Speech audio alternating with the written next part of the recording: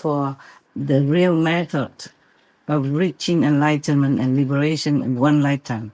You have to see the light. You have to hear the Buddha's teaching. They call it the currents from the higher dimension, which is in your body also. But you have to reconnect it with the universal high dimension power, okay? If not, then you can sit forever like the student of that Zen master who keep sitting there. And the teacher went and show him that polishing the bricks cannot make them into a mirror. So whatever you want to practice, just continue with the Kuan Yin meditation, which is the direct connection with the universal power, with Buddha's land in all directions, with God's heavenly abode. And do not feel proud of that either, okay? If you improve yourself each day, become more and more enlightened, then be happy, be grateful.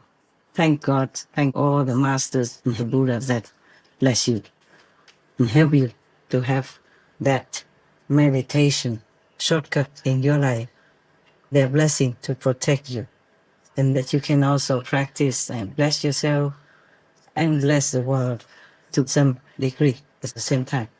Just always be grateful, be humble, okay? That's the way, yeah? You must have a teacher to teach you the right method, and you must correctly, diligently practice. That's all. Anything else, it's just secondary. Whatever you wear is okay. You don't wear, okay. Just don't show it in some countries in the public. India is different, okay? They will recognize the practitioners, not like anybody just can strip off and then go walking bloom on the street. The police will come and respectfully bring you somewhere. You know where, right? The same like in many Western countries, they won't allow that, okay? India is different. Please.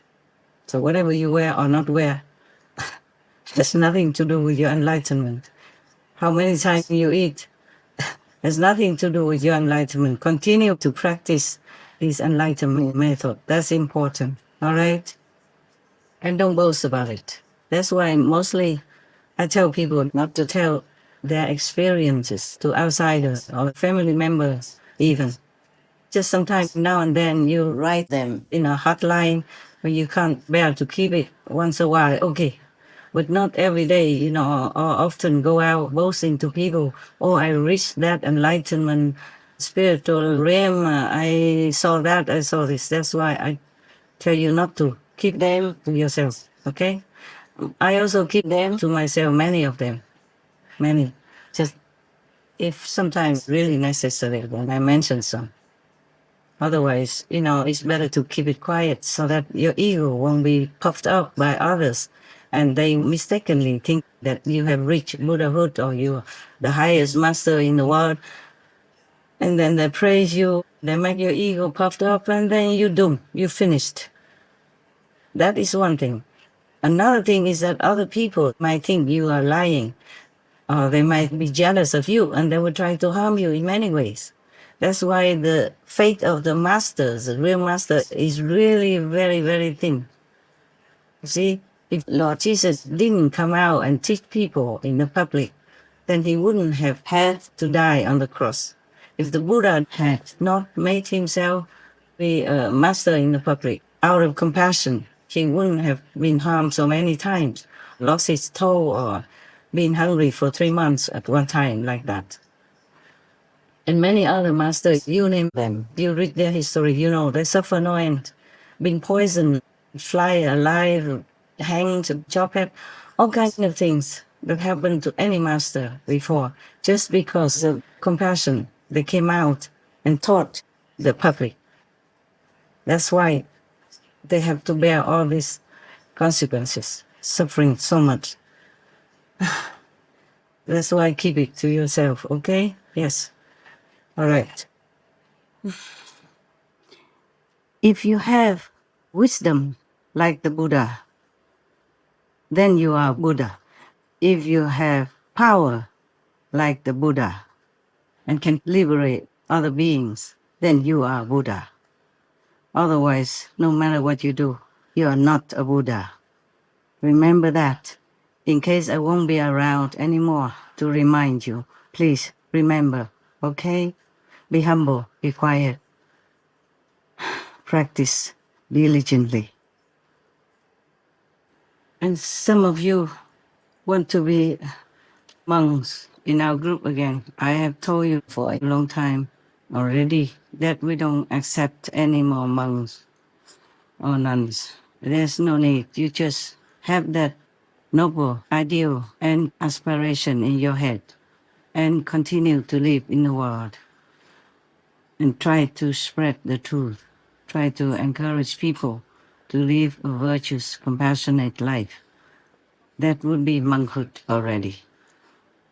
Even if you stay in the monk community and you don't do anything helpful to the world, to uplift people's spirit and help them to find liberation, then you're no monk at all.